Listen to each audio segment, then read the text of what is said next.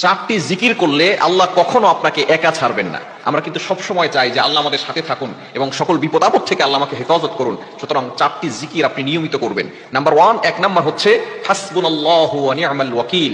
এই দোয়াটা হচ্ছে পবিত্র কোরআনুল কারীমের অন্যতম একটি আয়াত। 4 নম্বর পারার 11 নম্বর পৃষ্ঠার 15 নম্বর লাইন সূরা আল ইমরানের 173 173 নম্বর আয়াতে আল্লাহ তাআলা এই ছোট্ট একটি আয়াতের কথা বলেছেন, হাসবুনাল্লাহু ওয়া নি'মাল ওয়াকিল। এই দোয়াটা আপনি নিয়মিত পড়ার চেষ্টা করবেন। 1 নম্বর আমল হচ্ছে এটা হযরত ইব্রাহিম আলাইহিস সালাম যখন কঠিন বিপদে পড়েছিলেন, নমরুদ যখন তাকে আগুনে নিক্ষেপ করেছিল, তখন ইব্রাহিম আলাইহিস সালাম এই দোয়াটি পড়েছিলেন, হাসবুনাল্লাহু ওয়া নি'মাল ওয়াকিল। আমার রব আমার জন্য যথেষ্ট, আমার আল্লাহ আমার জন্য যথেষ্ট। ইব্রাহিম আলাইহিস সালামের এই দোয়ার বদৌলতে আল্লাহ পাক রব্বুল আলামিন সরাসরি আগুনকে অর্ডার করেছিলেন, কুলনা ইয়া নারু কুনি বারদাও ওয়া সালামান আলা ইব্রাহিম। হে আগুন, আমার ইব্রাহিমের জন্য তুমি শীতলময় ঠান্ডা হয়ে যাও।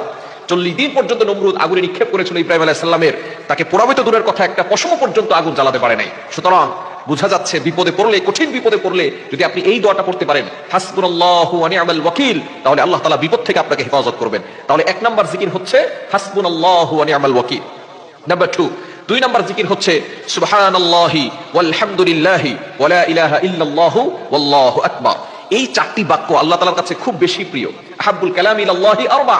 আল্লাহ তাআলার কাছে 4টি বাক্য সবচেয়ে বেশি প্রিয়, সেটা হচ্ছে সুবহানাল্লাহ, আলহামদুলিল্লাহ, লা ইলাহা ইল্লাল্লাহ, আল্লাহু আকবার। এই 4টি বাক্য বেশি বেশি পড়বেন। মুসলিম শরীফের ভিতরে, সহিহ মুসলিম শরীফের ভিতরে এসেছে, যারা এই 4টি বাক্য পড়বে আল্লাহ পাক রব্বুল আলামিন তাদেরকে বিপদ আপদ থেকে হেফাজত করবেন।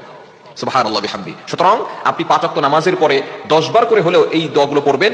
এবং একটি হাদিস রয়েছে 33 বার করে পড়া, সুবহানাল্লাহ 33 বার, আলহামদুলিল্লাহ 33 বার, আল্লাহু আকবার 33 বার। এবং চতুর্থ বারের সময় আপনি লা হাওলা ওয়ালা কুওয়াতা ইল্লা বিল্লাহিল আলিয়্যিল আযীম, লা ইলাহা ইল্লাল্লাহু ওয়াহদাহু লা শারীকা লা, লাহুল মুলকু ওয়া লাহুল হামদু ওয়া হুয়া আলা কুল্লি শাইইন কাদির, এটা পড়বেন। তবে অবশ্যই এই দোয়াগুলো আপনি বেশি বেশি পড়ার চেষ্টা করবেন। 2 নম্বরে সুবহানাল্লাহি ওয়ালহামদুলিল্লাহি ওয়া লা ইলাহা ইল্লাল্লাহু ওয়াল্লাহু আকবার।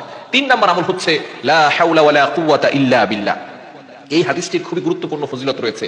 এই আমলটি যারা করবেন আল্লাহ তাআলা তাদেরকে বিপদ আপদ থেকে হেফাজত করবেন। সহিহ মুসলিম শরীফ, আবু দাউদ শরীফ, তিরমিজি শরীফের ভিতরে রয়েছে। নবীজি সাল্লাল্লাহু আলাইহি ওয়াসাল্লাম জানিয়ে দিয়েছেন, এরা হচ্ছে জান্নাতের ভান্ডার।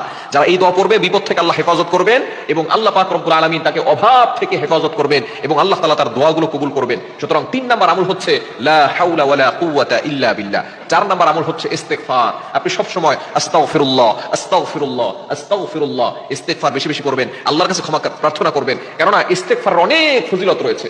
29 নম্বর পারার 12 নম্বর পৃষ্ঠা সূরা নূহের 10, 11, 12 নম্বর লাইনগুলোতে আল্লাহ পাক রব্বুল আলামিন জানিয়ে দিয়েছেন, ফাকুল তুস্তাগফিরু রাব্বাকুম ইন্নাহু কানা গাফফারা ইউরসিলিস সামাআ আলাইকুম মিদরারা ওয়া ইউমদিদুকুম বিআমওয়াল ওয়া বানিনা ওয়া ইয়াজআল লাকুম জান্নাতিন ওয়া ইয়াজআল লাকুম আনহারা। ইস্তেগফারের অনেক ফজিলত রয়েছে।